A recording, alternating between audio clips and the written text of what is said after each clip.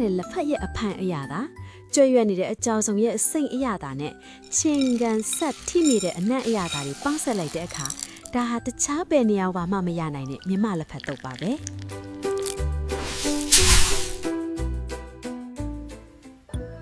မြမယဉ်ကျေးမှုရဲ့အရာသာအရှိဆုံးပြရွက်တစ်ခုဖြစ်တဲ့လက်ဖက်တုပ်ကိုအရွယ်3ပါးနဲ့လူမျိုးပါတာမရွေးကြိုက်နေတတ်ကြပါတယ်